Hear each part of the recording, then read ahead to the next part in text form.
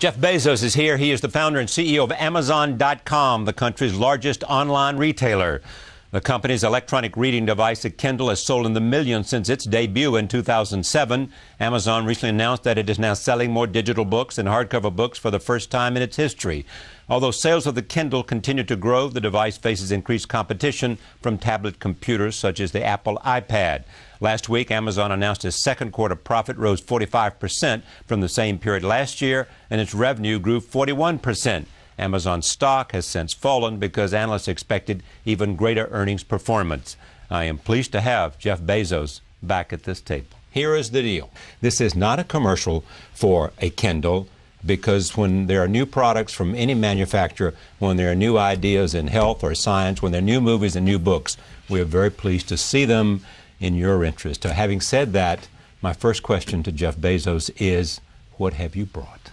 Well, your instincts are very good, Charlie. This is a new Kindle. Yes. It is. We're taking pre-orders starting right now as this is like an official announcement. This is an official announcement, and this new Kindle is 21% smaller in terms of area, even though it has the same display size. Right. It is 15% lighter. It weighs only 8.7 ounces, so you can hold it and read for long periods of time with one hand. It has a month of battery, and it has 50% better contrast on the screen. So this is a electronic ink display. It's readable in bright sunlight, so you can read it in the comfort of your home or poolside. Yeah. Now, does it cost more or less than existing Kindle? $189. That's the same as the existing Kindle. So we're keeping the price the same, even though it's got all of the improvements in terms of battery life. Storage capacity is less or more? Storage capacity is double. You can carry 3,500 books with you on this device. 3,500 books. 3,500 books. And that's a summertime of reading, isn't it? That's half the news. The other one is we have an identical device. We're also starting to take pre-orders for it right now, and that's Kindle Wi-Fi. And it's identical to this one, except it doesn't have our Go Anywhere free 3G wireless. And the Kindle Wi-Fi is $139. So that's the cheapest Kindle you can buy anywhere, just Wi-Fi only. Wi-Fi only, $139, but it's still got the 50% improved electronic ink contrast, readable in bright daylight, lightweight. If it's even a little lighter, it's 8.5 ounces. In the end, when people say the iPad or some other tablet device that allows you to read is a Kindle killer, Jeff Bezos says what? Well, I get this all the time, and first of all, I can say Kindle is succeeding. It's a very different product, but it's a little bit. I can give you an example. If I came to you, Charlie, and I said, Charlie, I love your show, but we got to sex it up. We got, the Charlie Rose Show. You've got my attention. We need fast cuts. Vicious arguments between your guests. We need to really sex up your show. You would say rightly to me, Jeff, I love you, man, but you don't understand my audience. We have a cerebral conversation here. It's what we do, and it's how we're differentiated. Right. And so, that's our place. And that's what happens when people come to me and they say, Jeff, you got to have full motion video color on the Kindle. I say, why? You think Hemingway is going to pop more in color? So we're doing a particular thing, and so when somebody says to me, you need to add the full motion video and all these things that the iPad has, I say, well, you know what? You don't understand my audience. I love you, but you don't understand my audience. And you don't understand how many Kindles I've sold. Well, that's true. It's also working. That's the other argument I can use to rebut that. But the bottom line for you is that for reading, people want a designated device. Yeah, they want a purpose-built device that's where no trade-offs have been made, where every single design decision as you're walking down the process has been made to optimize for reading. The number one thing that people are doing on their iPad right now, if you look at the rankings, they're playing a game called Angry Birds, where you throw birds at pigs and the pigs blow up. The number one thing that people are doing on their Kindle right now is reading Stieg Larsson. But there's an application for a Kindle on an iPad. Absolutely, and also on Android, also on the iPhone, also on the Mac, also on the PC, also on your BlackBerry. So our approach is when you buy a Kindle book, we want you, it's buy once, read everywhere. So you buy that Kindle book, and we have a technology called WhisperSync So we'll synchronize your place, and you can read a little bit on your BlackBerry, read a little bit on your iPad. Then if you're going to have a 2-hour reading session, get the Kindle and get a device that is really optimized for long-form reading. The argument being made for the Kindle, and you make it as well as anyone else, is that it's easy to read, that your eyes will tire because of backlighting displays from an iPad. It's like reading, when you read, what's the first thing, when you have to read a long document on a computer, what's the first thing you do? You print it out. Oh, yeah, sure, yeah. Because when you're looking into a backlit display, which is the traditional LCD kinds of computer displays, and it's what you have on smartphones and tablet computers and so on, the contrast, the light, it's like reading with somebody shining a flashlight in your eyes. And so the electronic paper display, like what you're holding there now, is a completely revolutionary kind of display. It looks nothing like a computer display, and still most people have never seen a electronic paper display. They think of a computer display. But when you see one of these, you do a double take because it's so different. When the iPad came along, the price of books made publishers happy on the iPad. Books here $9.95, books on the iPad $13.95, I think. Tell me the impact of all that. Well, we have 630,000 books that you can read that we sell in the Kindle store.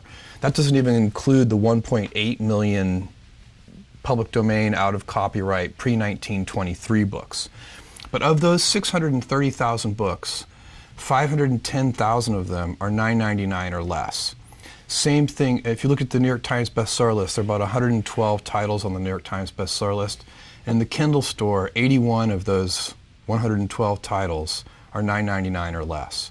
So and is there a lag time between the time of publication date and when you can buy them for the Kindle? No, not anymore. A few publishers experimented with that, and readers really rebelled against it. Sort of like the release of movies. Yes, that idea of windowing. And the readers really rebelled against it, and publishers aren't doing that anymore.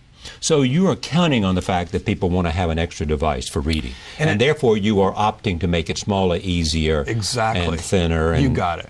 And at $139, and cheaper. At $139, you know, people are going to have, I think we live in a multi-device world. You're going to have a tablet computer, like an iPad or one of its competitors. You're going to have a smartphone. You're going to have a laptop. You know, the tablet computer isn't going to displace the laptop because there are times when you want to write a long memo or a long email message or an article or whatever. As someone said, the iPad's for receiving things, not sending things. Exactly. And except for email. And likewise, if you want to sit down and read a 300-page book, or create things, the Kindle is the perfect device to sit back and read a 300-page book. And by the way, at $139, you know, some people spend more than that for their sunglasses, Charlie. I mean, it's not an expensive device. Having said all of that, the guy who's staring at you is Steve Jobs, who has a phenomenal track record with the iPhone and the iPad. Are you worried at all about this? Because let me give you a little broader context. If I, put not just my Kindle hat on, but my Amazon hat on. If you look at tablet computers, we're very excited about tablet computers, definitely including the iPad, because they have great web browsers and they make it easier for people to shop at Amazon. Yes. So, every internet-connected device, that's going to be an incremental tailwind for our business. And we're seeing lots of traction with the Android smartphones, with the iPhone, with the iPad. People are using these devices to shop on Amazon. But and are you here to also say that it is not all that certain that iPad will dominate that tablet market, that their competition will be good in the same way that the Droid X is beginning to make some progress because of the Android operating system? Before the end of this year, there'll be many tablet computers, and the Apple with the iPad is going to continue to do extremely well, and I hope they do. We don't see from where I sit, all the data that I have, the evidence is very clear that Kindle is a companion to tablet computers, laptops. It's not an either-or decision. Well, we have this feature called WhisperSync, where you can read on one device. And one of the strong usage patterns that we see is people will read on their Kindles and they read on their, smartphones, tablet computers, and so on. So we're seeing that people are moving between these devices, and it's one of the reasons that we are so focused on buy once, read everywhere. Most people use their Kindle when they're traveling, or they use it at home, they use it where? Yes, I think this new $139 Kindle is going to be used by people who travel less, people who want to be at home, or at least they know. Because they have Wi-Fi at home. Because they have Wi-Fi at home. And they can also load it up. I mean, you can carry 3,500 books on the thing, so you can put a big library on your Kindle and you can travel that way. You don't need your wireless connection. But the 3G Kindle, which is the $189 Kindle, that one works in 100 countries wirelessly. You don't have to find a Wi-Fi hotspot. So if you travel a lot, I think you're going to prefer the 3G Especially if you travel Kindle, internationally. especially if you travel internationally. Your newspapers are waiting for you when you wake up in the morning. They follow you around the world. You'll still have that on this device, Yep. or not? It's all, So all the things you get on any other Kindle you can get here. You got it. Deciding on the size, how did you rate what went into the research and development to saying this is the right size rather than the size of a BlackBerry or an iPhone? Well, we did a lot of work. You know, the Kindle's only been in the market for 33 months, which is astonishing to me because we've seen very rapid transition now. You know, selling more Kindle books than hardcover books. Have sold millions of these devices. But we worked on the Kindle for 3 years before we launched it. So we've been working on this device for 6 years, even though it's only been in the market for a short time. And when one of the things that we did was look at, you know, kind of paperback formats, mass market paperbacks. And we're trying to find the smallest size that we thought would really be conducive to long form reading. Mm-hmm. So we've always been trying to make sure most of the devices that have been developed by we humans over the last couple of decades have tilted the world toward short form reading. So, you know, internet connected computers and smartphones and so on are great for short email messages, they're great for blog posts, they're not great for 300-page books. And so we were focused, we wanted to find a display size that we thought would work, whether it's a novel or a long history or a biography, and that's the size we can. We also have a bigger Kindle, which has a 9.7 inch. It's a tablet size. Yeah, almost, and that one is better for highly structured books, books that might have a lot of diagrams or what have you. When will you have color? Well, color is electronic ink, you know, the sort of electronic paper reflective electronic ink display. was the thing that made this possible because you wanted to create the sense it was as much like the feel of a book as possible. Well, and we really want it to have no eye strain. That's the key. It wasn't. We're not just trying to imitate the book. There was one feature of the book we definitely wanted to imitate, which is the book's incredibly elegant ability to get out of the way, to disappear so that you can enter the author's world. See the story. And part of that disappearing act that a book does is it does not cause you eye strain the same way a typical computer monitor does. So that's why we chose that electronic ink display.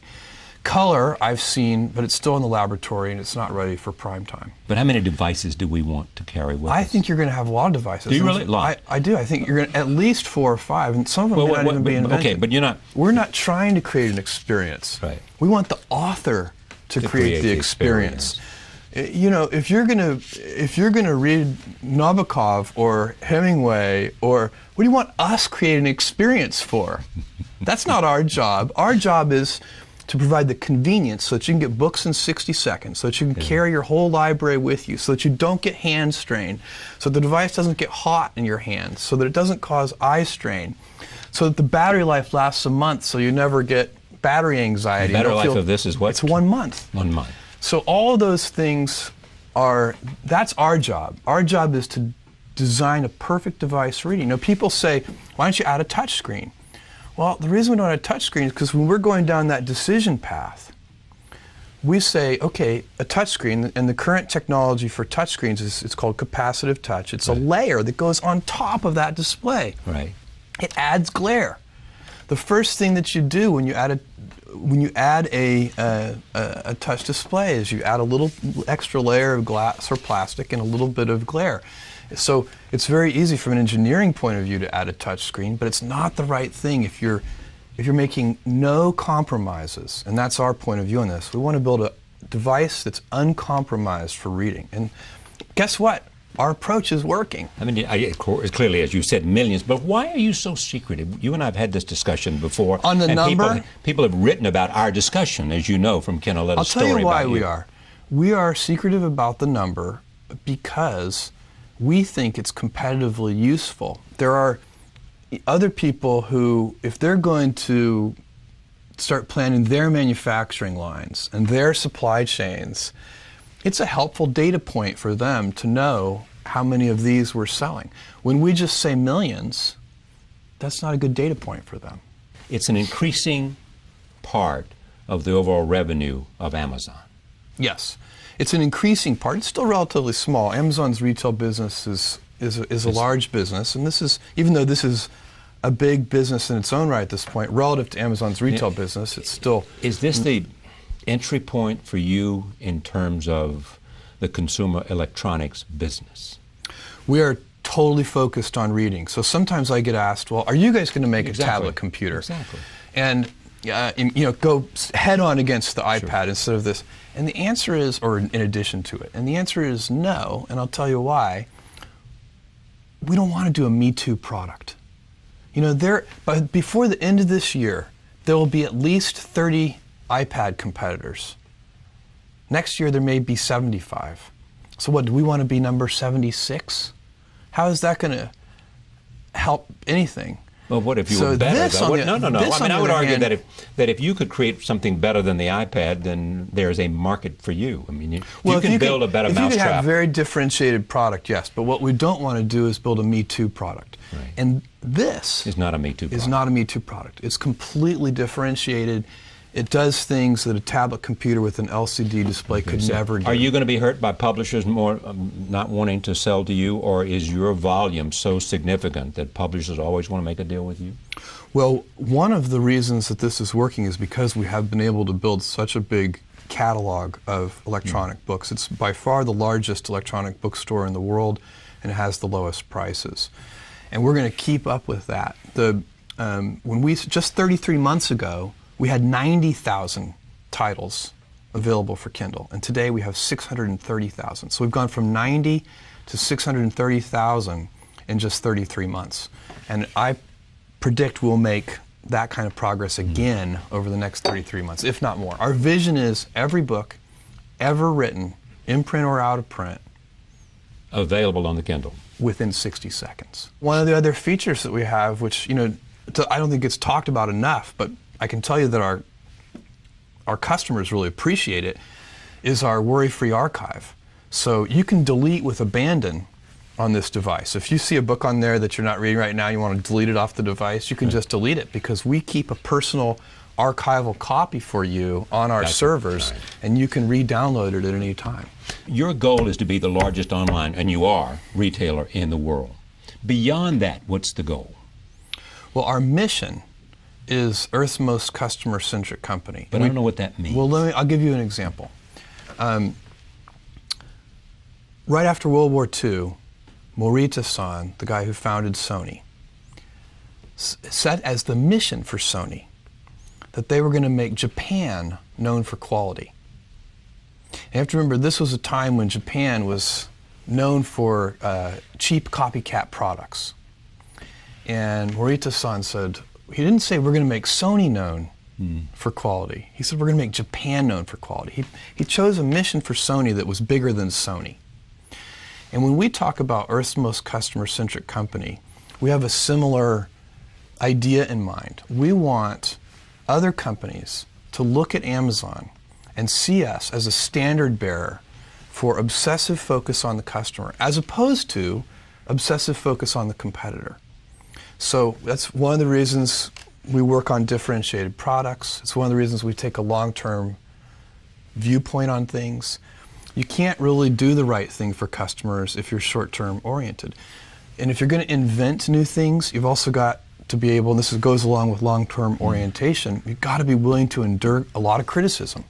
If you're going to put, Kindle is a good example, if you're going to put your back into reinventing a 500-year-old industry, some folks are going to get ornery. It was also feared at one time, those people who had your stock, that once Walmart, for example, got serious about being online, they were going to blow you away. Why didn't that happen? Well, I think it's because we did a good job for our customers. So, you go back in time and we've been called Amazon.toast.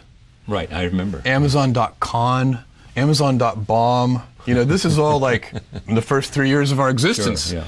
And that's part of what I'm talking about, the willingness to be misunderstood. If you're going to do things, we lay out what we're doing and we tell people, how we think about things. Like I'm saying to people, the iPad is not a Kindle killer. I'm very clear about that, but it doesn't keep people from writing that.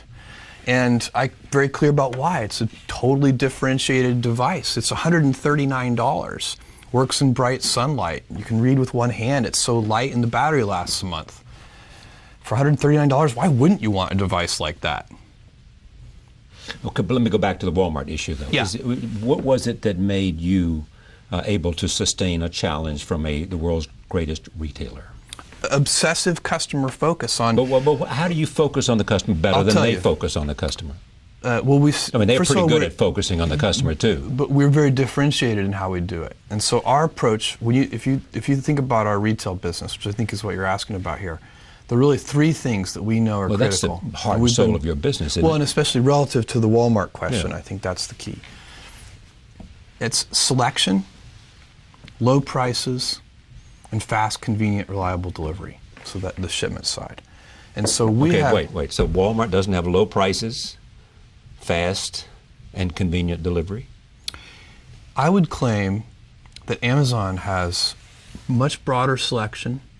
In many cases, if I don't want to be overly bold in my claim, but the online model gives us significant cost structure advantages that lets us have even lower prices than physical stores. Selling online? Well, sometimes they do have umbrella problems sometimes where they don't want to compete against themselves online versus offline. But a Walmart, with all of the volume that it buys, its purchasing power, therefore gives it the ability to offer lower prices. Well, doesn't that give them an advantage they ought to be able to translate? Because their purchasing power is bigger than your purchasing power, is it not? I think in a lot of the product categories, that ship sailed a long time ago. Meaning what? Meaning that we have the purchasing power to compete with anybody. We have the volume relationships with suppliers. That playing field has been leveled. Okay. If you'd asked me that question, 10 or 15 years ago, I'd have agreed with you that that was the challenge you had overcome. But even then, our profitability is not our customer's problem.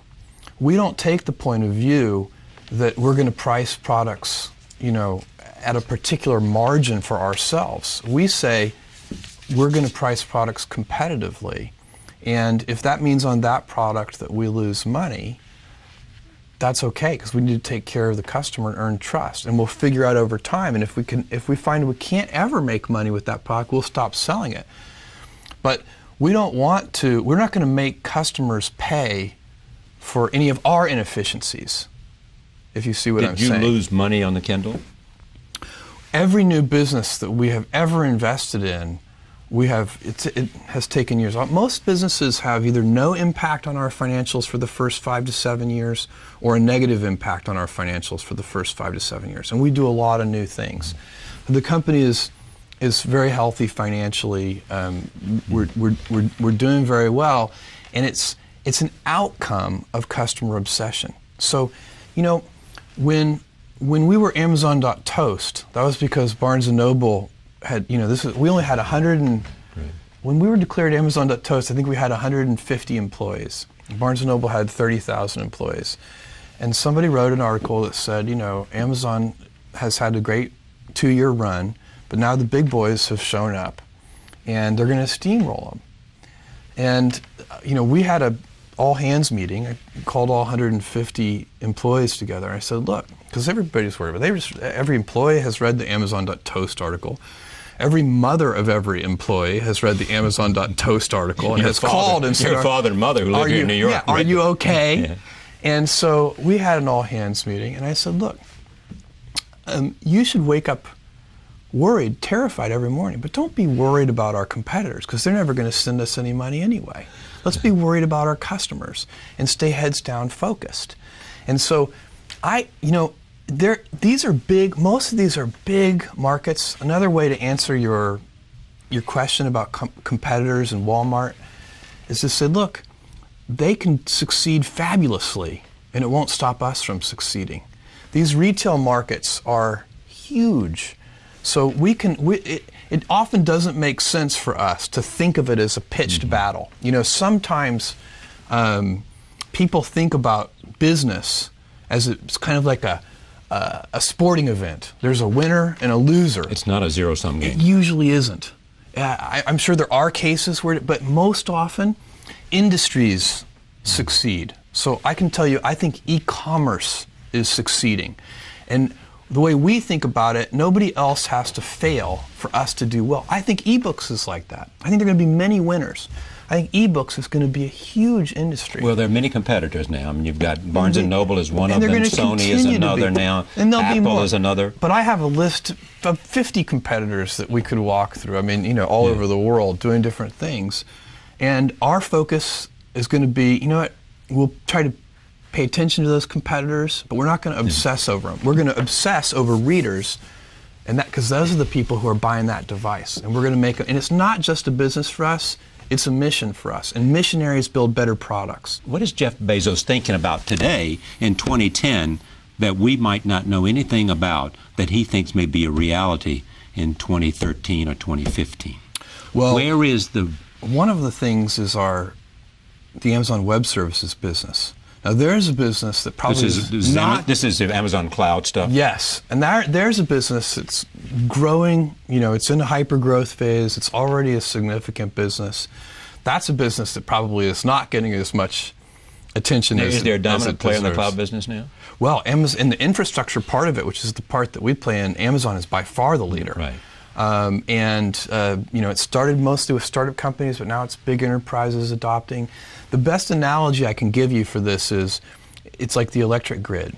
So instead of, right now, big companies build their own data centers and they buy their own servers and they put it in. It's a lot of CapEx. There's a lot of price of admission. You have to, if you're going to operate a data center, you have to do it well. But it doesn't differentiate you from your competitors. It's just a price of admission. And so what we do at Amazon Web Services is we sell compute by the hour. We sell compute by the drink. And it's just like buying electricity off the grid instead of having your own power manufacturing, your own power generating plant.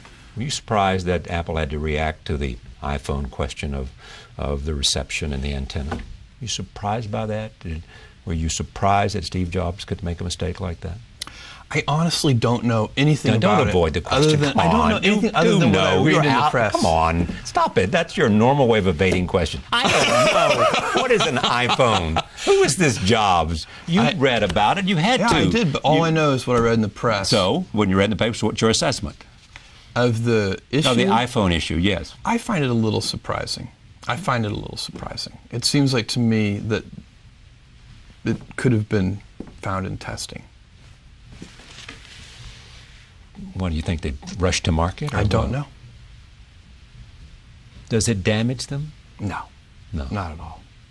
You admit your mistake, you say we've tried to fix it and move on. Yeah.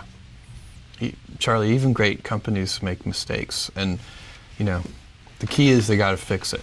Where are you going that we might not know anything about? I'll tell you something that I think is probably not that apparent, but is getting a huge amount of focus inside the company.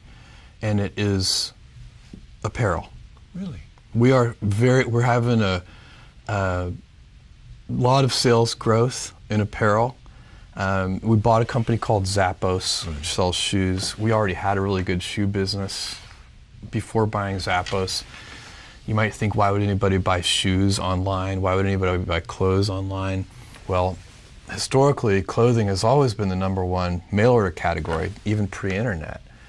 And we make it really easy for people to try stuff on. So this is a place where you make it easy to try stuff on.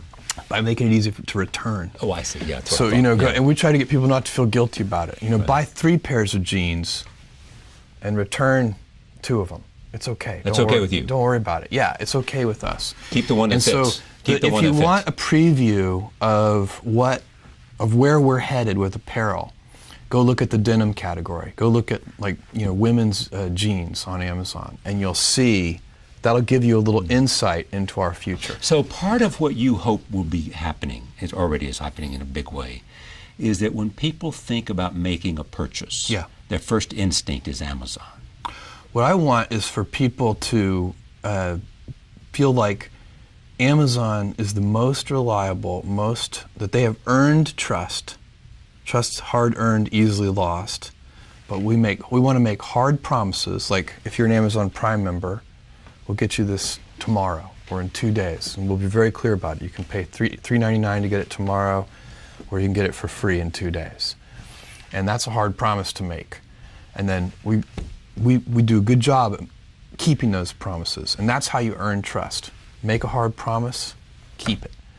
And if we can continue to earn trust, that's also what lets us branch out into new product categories, new businesses, because customers will give you the benefit of the doubt.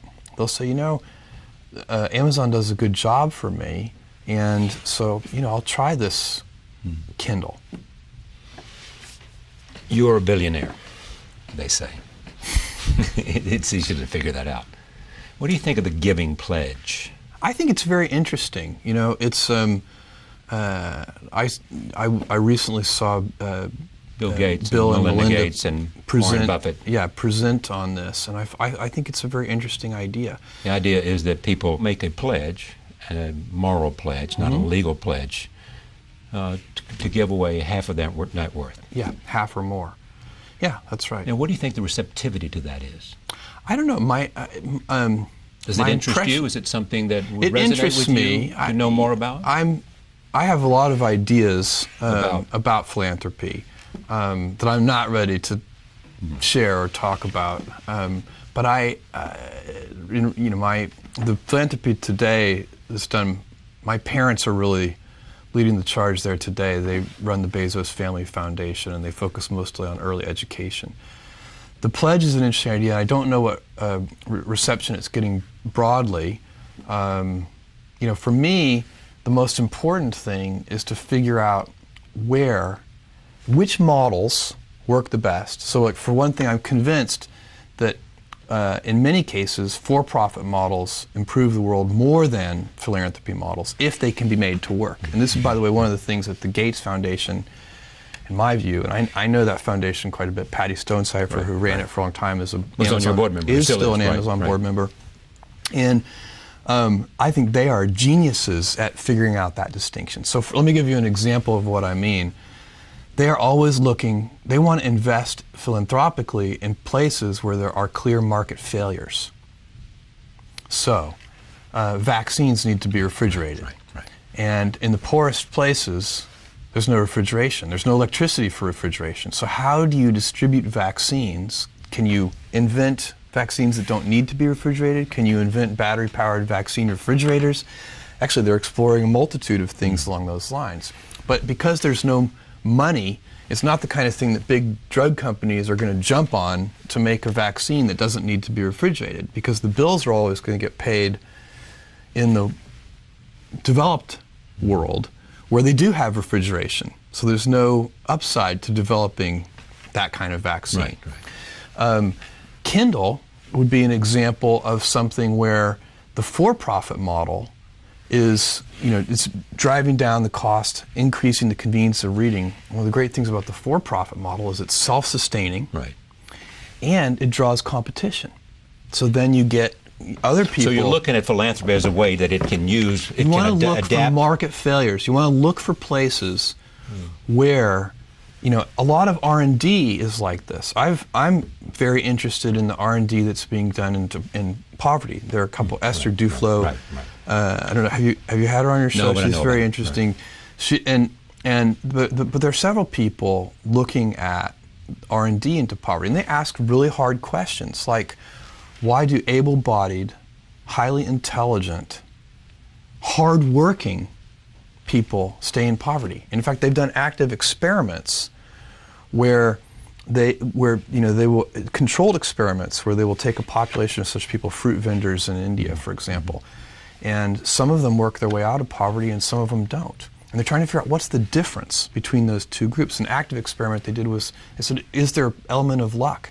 So they randomly selected half of the people and they gave half of them, I think it was $500 or $1,000. It was sort of like winning the lottery. And they said, okay, so is that lottery going to be an explanatory variable for which of these people work their way out of poverty? And they found that actually wasn't that meaningful of a variable. So there's a lot of very interesting unknowns, but if you, sometimes I think we try to solve problems before we understand the problem. And my parents are very interested in early education, and actually funding some R&D into very young kids, even infants, where they put them in these big, superconducting brain scanning machines, and they can watch their brain. This is the kind of machine that was used to demonstrate that baby Mozart definitely does not work. But you can learn, get very quantitative and really learn, like, what does work in early education. Sometimes we argue about things, as a society, we argue about things even before we know, have any data. Yeah, but it also goes back to something I believe in a lot, which is you got to ask the right questions. Yes, if you you do. ask the right question, you're more likely to go in the right direction. Yes. All right. You got to ask the right flavor of that right question, even. Let me come back to one question overall that interests me: the impact of social media. Yeah. On consumer choice, not where they buy it, but what they choose to buy. Is that a growing phenomenon?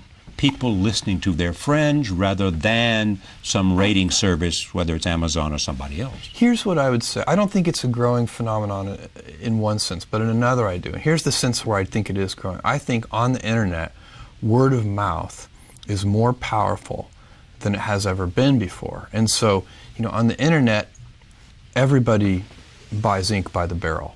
Everybody has an opinion and they share them. And so, you in blogs, on social networking sites, by email, you can easily email 10 friends something, text messages, and so on and so on.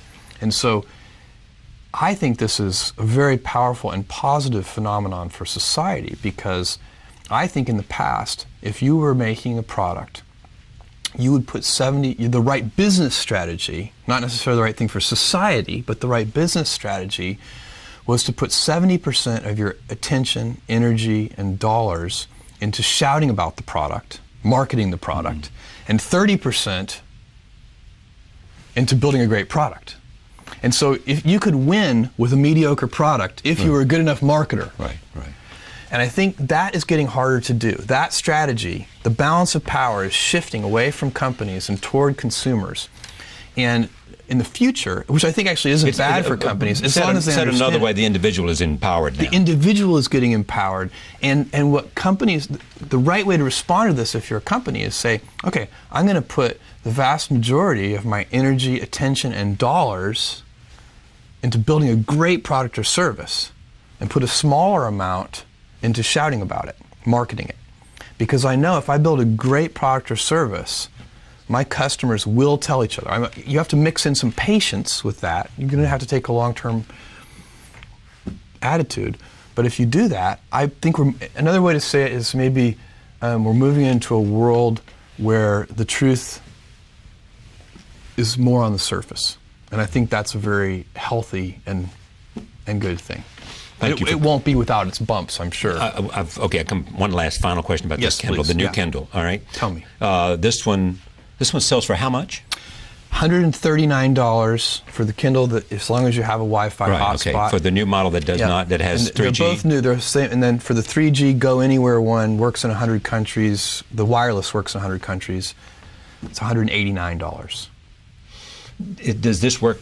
For $189, it'll work anywhere in the world? Yep, 100 countries. The wireless, obviously, if the wireless work anywhere, there's Wi-Fi. You put 3,500 books on there, you can turn the wireless off. It'll work anywhere in the world as a reader. I'm just talking about the wireless connectivity. Right. Thank you for coming. It's my pleasure, Charlie. As always, thank you. Thank you.